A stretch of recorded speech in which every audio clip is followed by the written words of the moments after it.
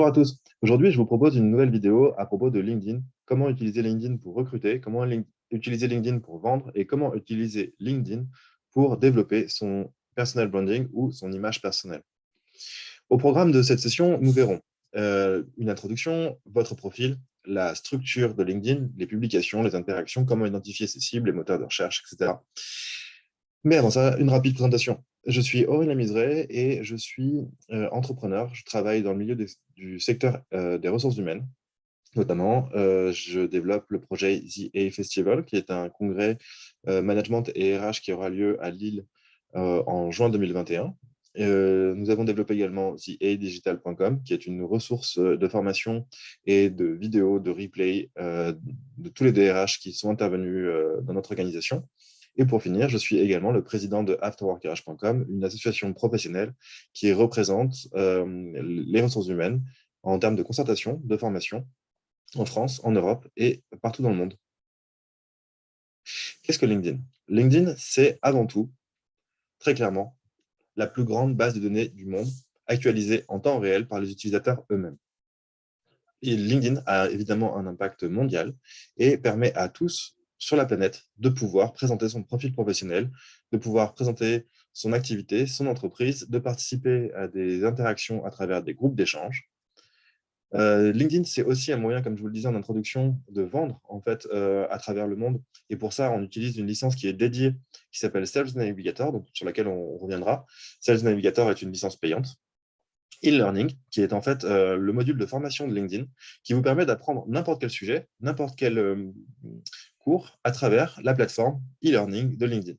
Concrètement, ces deux licences sont accessibles, Sales Navigator à partir de 70 € par mois et e-learning qui est disponible avec le premier forfait LinkedIn à 24 € par mois. Ensuite, on a bien évidemment la licence recruteur, qui est l'une des licences les plus plébiscitées, mais aussi l'une des plus chères de LinkedIn, qui est aux alentours de 110 € par mois, soit 1 200 € par an. Et pour terminer, LinkedIn, c'est aussi un média social. On va aborder LinkedIn aujourd'hui à travers différentes parties du média social, notamment la partie profil. Et là, en l'occurrence, on va s'intéresser aux différentes composantes du profil. Donc, la première des choses, évidemment, c'est la photo de couverture, à ne pas négliger, puisque ce sera la première impression que les personnes auront sur vous, ce sera la première visibilité qu'ils ont. Donc, soit vous pouvez la laisser de neutre, en fait, comme à l'origine, de façon native, mais ça montre un manque de personnalisation à minima ou un manque d'intérêt pour cette partie-là, alors que ça peut être vraiment très utile. Vous pouvez choisir de mettre une photo simple, qui va simplement refléter un état d'esprit, un lieu ou une image. Vous pouvez aussi ajouter sur cette image des logos, vous pouvez ajouter une baseline, votre maxime, la partie la phrase qui, pour vous, a du sens dans le cadre professionnel. N'oublions pas que LinkedIn est un réseau professionnel. Il ne faut surtout pas négliger également la photo de profil. La photo de profil est déterminante puisqu'elle va déterminer la façon dont vous allez vous présenter. Alors, bien évidemment, il faut éviter la photo en smoking dans votre voiture ou dans des conditions qui ne sont pas professionnelles parce que finalement, les recruteurs vont rechercher une vision la plus neutre possible. Ensuite, vous pouvez utiliser des outils comme PhotoFiller, qui est un outil qui vous permet finalement, de manière collaborative, d'évaluer votre photo de profil en direct et vous permettre aussi de recevoir et de donner des impressions aux personnes qui auront posté une photo sur LinkedIn. Donc là, je vous invite à aller sur photofiller.com, à vous connecter avec LinkedIn, à uploader, à charger la photo de LinkedIn directement dans PhotoFiller afin que vous puissiez être évalué et évaluer d'autres personnes à votre tour. Ça vous donne de vrais retours, notamment en termes de likes, en termes de positionnement, en termes de commentaires. Les personnes vont s'exprimer sur vous et vont pouvoir vous indiquer, d'un point de vue professionnel, d'un point de vue social ou d'un point de vue humain, les impressions que renvoie votre photo. On arrive également sur la partie titre principal dans LinkedIn. Et là, en fait, vous avez plusieurs choix qui s'offrent à vous. Vous avez la possibilité de choisir un titre tout à fait classique qui va être facilement trouvable et identifiable dans les moteurs de recherche et dans le moteur de recherche de LinkedIn. Je pense à ingénieur commercial, je pense à comptable, je pense à chargé de communication. Tous ces termes et ces nomenclatures de postes sont assez courantes. On a des postes un peu plus exotiques. On voit parfois certains professionnels sur LinkedIn, notamment dans les ressources humaines, qui indiquent qu'ils sont poulpes, Poisson pilote ou autre Peter Pan. Là, bien évidemment, c'est beaucoup plus compliqué pour être identifié et savoir exactement, finalement, à quoi correspond le poste. Donc, soyez original, certes, mais soyez clair aussi sur votre positionnement. J'avais aussi récemment une élève qui m'indiquait être coordinatrice du bonheur. Et donc, du coup, en cherchant et en regardant son profil, je me suis rendu compte qu'elle avait une position et un fonctionnement commercial au sein de son entreprise et qu'elle s'occupait de la relation client et de faire en sorte que la relation client se passait au mieux. Le point, c'est que pour un professionnel RH comme je peux l'être, finalement, cette connotation de coordinatrice du bonheur est souvent une référence au CHO, les Chief Happiness Officers, qui sont en fait les personnes qui s'occupent du bien-être et de la qualité de vie des collaborateurs. Donc finalement, rien à voir. C'est pour ça que c'est extrêmement important d'être aussi précis qu'original, soyons clairs. Ensuite, une autre partie à ne surtout pas négliger, je vous invite à écrire et à rédiger une véritable partie pro. Parce que finalement, en rédigeant votre descriptif pro, vous avez la possibilité de faire transparaître l'humain que vous êtes, les qualités qui sont les vôtres, et évidemment, les mots que vous choisirez, les adjectifs que vous choisirez détermineront bien là aussi votre positionnement en tant que professionnel. Donc, c'est super important, ça à ne pas négliger. N'hésitez pas aussi, si vous avez un blog ou des projets qui vous tiennent à cœur, d'indiquer ces projets directement avec des renvois, notamment avec des liens. Là, je vous invite à regarder directement en appuyant sur la home, sur la page d'accueil de LinkedIn. Vous verrez que vous avez la possibilité de partager dans votre fil d'actualité un post. Et si vous regardez plus finement, lorsque vous cliquez, il y a un bouton qui apparaît en disant « Rédiger un article ». Là, vous pouvez vous transformer en blogueur directement avec LinkedIn. Qu'est-ce que ça implique? Ça implique finalement que vous avez un éditeur de texte enrichi qui vous permet d'insérer une image, de mettre des titres, des balises, etc. Et finalement, ce type de texte est plébiscité par LinkedIn puisque c'est du contenu qualitatif en général qui est largement partagé après avec l'algorithme de LinkedIn. En termes de profil, n'oubliez pas non plus de valoriser vos expériences à travers des bullet points parce que vous pourrez avoir un profil qui, là, est synthétique. N'oubliez pas que les recruteurs, que les personnes qui s'intéressent à vous n'ont finalement peu de temps parce qu'ils vont certainement passer à un profil suivant ou autre. Donc, avec des bullet points ou des hashtags, vous gagnez du temps et vous permettez au recruteur qui est sur votre profil d'en gagner également. N'oubliez pas d'indiquer vos formations et l'école que vous avez pu suivre et votre formation initiale pour plusieurs raisons. Parce qu'on peut aussi vous trouver à travers la recherche école et surtout, vous pouvez activer un réseau alumni, un réseau d'écoles de commerce, un réseau d'écoles d'ingénieurs, un réseau de fac, un réseau de BTS directement à travers LinkedIn. Et on est toujours surpris de retrouver des personnes de son école à travers son expérience professionnelle, mais ça arrive de manière très courante et c'est évidemment très utile. Ensuite, n'hésitez pas à solliciter des recommandations de compétences. C'est-à-dire que les personnes qui passent sur votre profil peuvent indiquer si vous êtes compétent en Excel, en communication, en droit du travail ou que sais-je.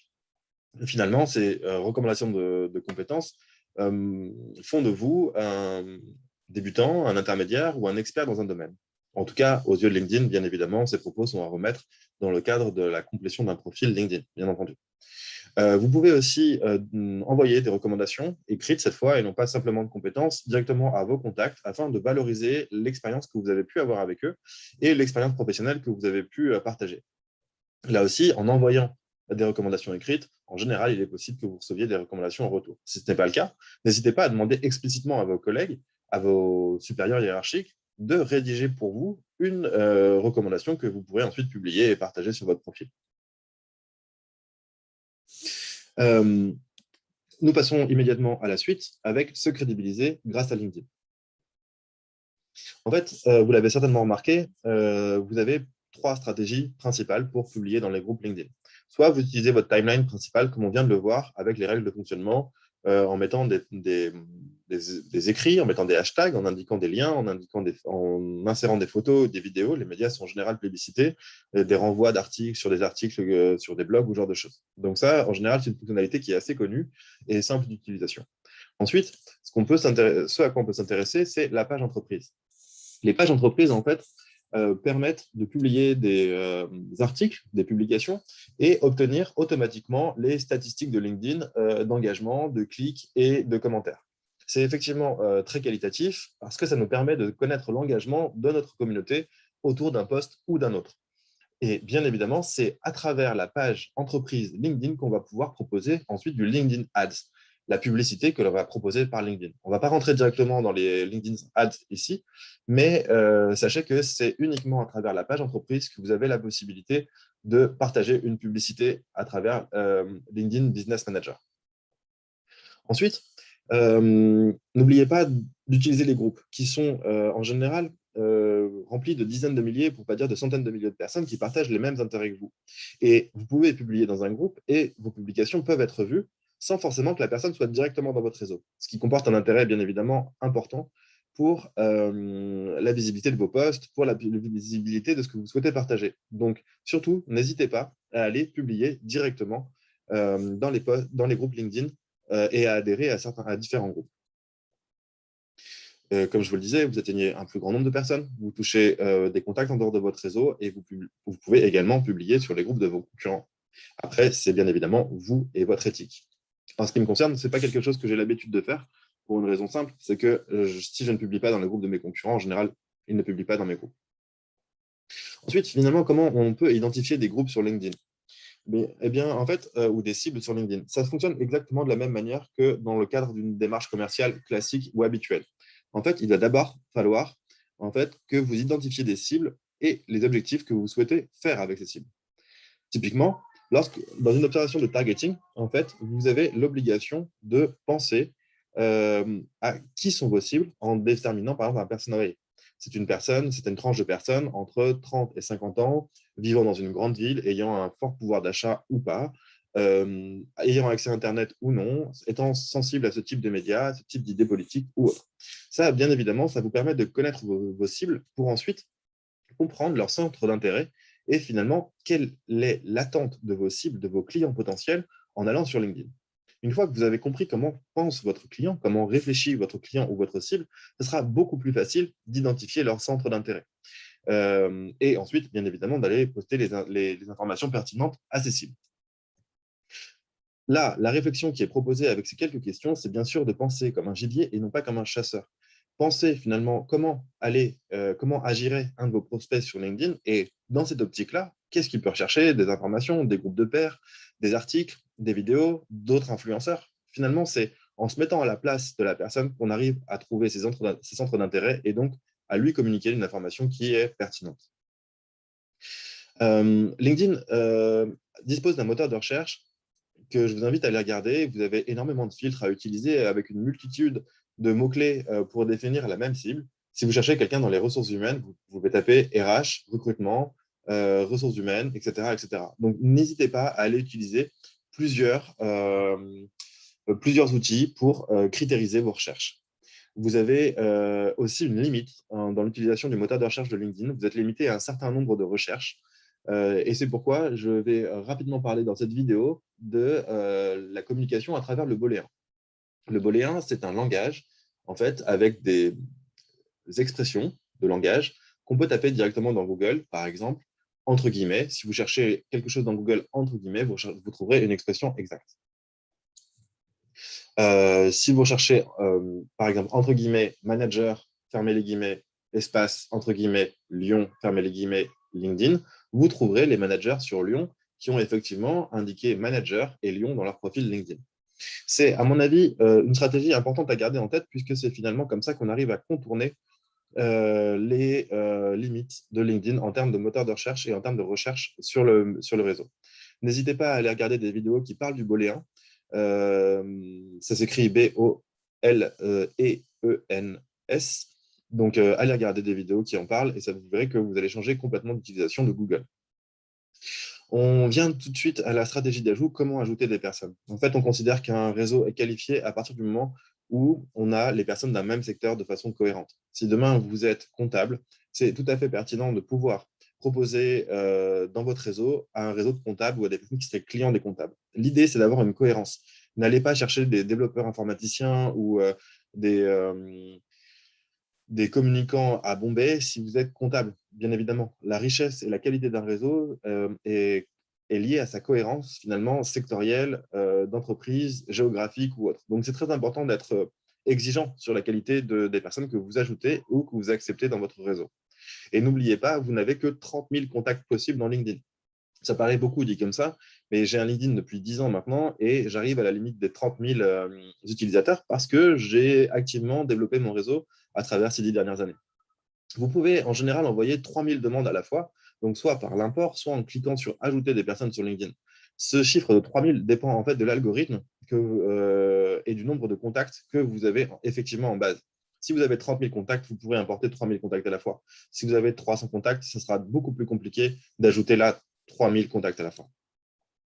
Si effectivement votre compte est bloqué, n'hésitez pas à retirer des demandes. Comment aborder un contact sur LinkedIn? La première des choses, le premier des conseils que je peux être amené à vous donner, c'est une fois que vous avez envoyé une demande à quelqu'un qui est pertinent dans votre réseau, ou à 2 degrés ou à 3 degrés, n'hésitez pas à envoyer un message simple, humain. Typiquement, bonjour, merci d'avoir accepté mon invitation. Je vous propose que nous échangions quelques minutes par téléphone afin d'humaniser cette mise en relation et d'aller au-delà d'un profil LinkedIn. Seriez-vous disponible la semaine prochaine pour un échange? Excellent début de semaine. À travers ce genre de communication, qui peut paraître un petit peu commercial, on peut entrer en contact avec des personnes qui pourraient avoir un intérêt à la fois pour nos services, pour notre parcours ou tout simplement pour nous recruter. Donc, c'est super important, lorsque vous envoyez un message, d'attendre que le contact accepte ce retour de message et prenne un rendez-vous avec vous directement au téléphone. Voilà pour la première partie concernant le cours sur LinkedIn. N'hésitez pas à mettre en commentaire de la vidéo si vous avez aimé, si vous souhaitez des informations complémentaires. Je vais poster des cours très régulièrement comme cela pour comprendre le fonctionnement du web, comprendre les ressources humaines, comprendre le management, comprendre le digital. Et c'est pour ça qu'on va vous proposer très régulièrement des cours en ligne à disposition. Si vous aimez, n'hésitez pas à liker la vidéo, à vous abonner à la chaîne et à diffuser largement le contenu. Je vous dis à bientôt et je reste disponible directement avec les liens disponibles en description. À bientôt.